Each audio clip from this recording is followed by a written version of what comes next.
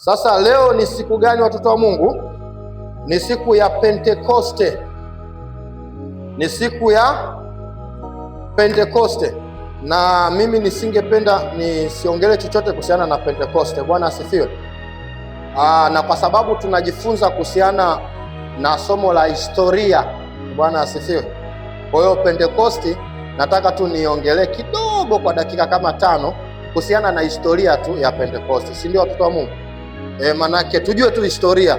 Masomo ya Pentekoste ni mengine. Historia ya Pentekoste, neno Pentekoste, neno lenyewe Pentekoste ni neno la Kiyunani ambalo lina maana ya 50. Kwa hiyo ukitafsiri neno Pentekoste kwa Kiswahili maana yake ni ngapi? 50.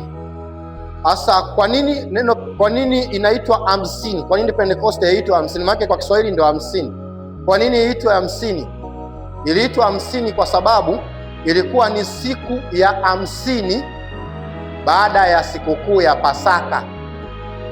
Pentekoste ilikuwa ni siku ya 50 baada ya sikukuu ya Pasaka. Sasa hili neno Pentekoste limetumika sana katika nyakati za Agano Jipya hivi. Nyakati za Agano Jipya ndio walikuwa wanalitumia sana neno Pentekoste, lakini wakati wa Agano la Kale walikuwa wanaiita sikukuu ya majuma. Kama unasoma maandiko ukakutana na neno limeandikwa sikukuu ya majuma, au walikuwa wanasherekea sikukuu ya majuma, ujue ndio hiyo siku ya Pentekoste. Kwa nini walikuwa wanaita sikukuu ya majuma? Walikuwa wanasubiri majuma 7 baada ya Pasaka. Majuma mangapi? 7. Sasa ukipiga mahesabu majuma 7, juma moja lina siku ngapi? Lina siku 7. Sasa ukisema majuma 7 inakuwa na siku ngapi? 49. Alafu siku ya 50 ndio inakuwa sikukuu ya majuma ama sikukuu ya Pentekoste. Bwana Yesu asifiwe sana. Maana yake siku ya 50. Hii siku ilikuwa ni siku ya mavuno, ilikuwa ni sikukuu ya mavuno. Tunaelewa kwa kipindi hiki hata kwa hapa Tanzania, kwa ratiba yetu na majira ambayo Mungu ameyaweka, wanavuna sasa hivi, si ndio? Sasa kwa lugha nyepesi ni mfano wa sikukuu ya 8-8. Huo ni mfano, ila sio sikukuu ya 8-8. Ni mfano, walikuwa wanasherekea kwa namna hiyo, walikuwa wanamshukuru Mungu kwa sababu ya kuwapa chakula na riziki, lakini walikuwa wanamtolea Mungu sadaka na wanamfanyia Mungu ibada. Kwa hiyo ilikuwa ni sherehe kubwa sana. Sasa kipindi cha Agano Jipya, baada ya lile hekalu la Herode tulioliona lilivyojengwa, watu walikuwa wanatoka huko kwenye mataifa mengi. Walipokuwa wanatoka kwenye mataifa mengi, wanakwenda kuisherekea sikukuu ya mavuno Yerusalemu, kwa sababu ile sikukuu ya mavuno Yerusalemu ilikuwa na shamla isiyo ya kawaida. Watu walikuwa wengi pale Yerusalemu isivyo kawaida. Kwa hiyo ilikuwa wafanyabiashara wengi wanakwenda Yerusalemu kwa ajili ya biashara. Kwa hiyo walikuwa wanatoka mataifa mengi, wanasafiri wanaenda pale kufanya biashara, na ile sikukuu ilikuwa hasa katika lile hekalu la Herode. Bwana Yesu asifiwe sana. Kwa hiyo sasa walikuwa wanafunga safari, wanakwenda pale kufanya hiyo sikukuu ya mavuno au sikukuu ya majuma au sikukuu ya Pentekoste. Ndio maana ukisoma kitabu cha Matendo 2 anasema hivi, na watu wote wa mataifa yote walikuwepo pale Yerusalemu siku ya Pentekoste.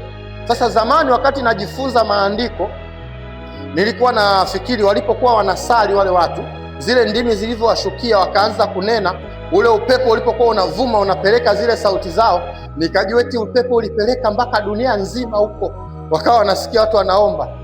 Haikuwa dunia nzima, ila mataifa ya dunia yote makubwa. Tunaposema dunia yote, mataifa ya dunia yote na maisha yale mataifa makubwa kutoka sehemu nyingi, watu kutoka sehemu mbalimbali walikuwepo pale Yerusalemu.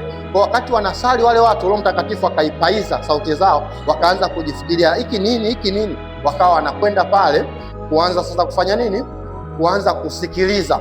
Sasa walipokuwa wanasikiliza, kile kikawa kinyume cha ule mnara wa Babeli. Mnara wa Babeli ulikuwa watu hawasikilizani, si ndio? Tuwa Mungu tuliangalia, ila pale wakashangaa, mtu anakuja pale Muhehe anakuta mtu ananena Kihehe pale. Sasa ningekuwa najua Kihehe ningekiongea kidogo. Wanasema huyu Myahudi na Kihehe wapi na wapi? Anasema wewe unasema Kihehe, yule anaongea Kisukuma. Kila mtu anaisikia lugha yake.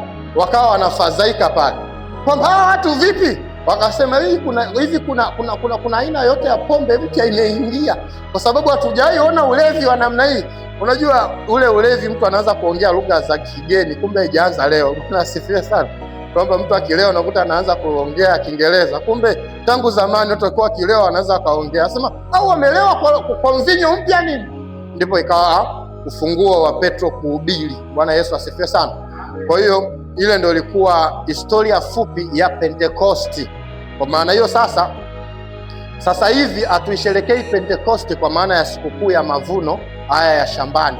Tunaisherekea Pentekoste kwa sababu ni sikukuu ya mavuno. Tunaona Roho Mtakatifu alivuna watu zaidi ya 2000 katika ile siku, maana Petro alivyohubiri waliokoka watu wengi. Kwa hiyo Roho Mtakatifu akageuza sikukuu ya mavuno ya mwili akaileta kuwa mavuno ya roho. Bwana Yesu asifiwe sana. Maana kabla ya Roho Mtakatifu, kabla ya siku ya Pentekoste, katika Agano la Kale, Roho Mtakatifu alikuwa anashuka kwa watu wa aina 4 tu. Tena sio aina 4, watu wa aina 3 ndio Roho Mtakatifu alikuwa anashuka. Alikuwa anashuka kwa viongozi wakubwa ambao wanakuwa anointed, wanapakwa mafuta. Viongozi wale walikuwa ni waamuzi. Waamuzi walikuwa lazima wamiminiwe mafuta kwa sababu watamhitaji Roho Mtakatifu. Waamuzi pamoja na wafalme. Kilipokuja kipindi cha wafalme wakawa kwa access ya kuwa na roho wa Mungu, uwe mfalme uwe mwamuzi. Wewe mtu wa kawaida huna access. Lakini pia watu aina kundi la pili lilikuwa linapewa kipawa cha Roho Mtakatifu, walikuwa ni makuhani, kwa sababu makuhani wanabaki katika kazi ya utumishi katika nyumba ya Bwana, kwa lazima wawe na kipawa cha Roho Mtakatifu. Lakini kundi la tatu ni manabii. Manabii walikuwa, kwa sababu wanakaa mbele za Bwana muda mrefu, walikuwa lazima wawe na kipawa cha Roho Mtakatifu. Na katika makundi hayo yote manabii ndio wanaweza kawa na Roho Mtakatifu wakati mwingi. Hawa wafalme na hawa makuhani walikuwa wanapata Roho Mtakatifu wakati wakiwa katika huduma. Ndio maana unasikia neno la Bwana linasema Roho Mtakatifu akamshukia kwa nguvu. Lakini kabla ya hapo inamaanisha akushukiwa na Roho Mtakatifu. Bwana asifiwe sana. Ila wakati wa ile huduma maalum inapoenda kufanyika, ndio Roho Mtakatifu anashuka kwa nguvu. Unakuta alipomshukia kwa nguvu, Samsoni akachukua kipande cha taya ya punda. Unaona?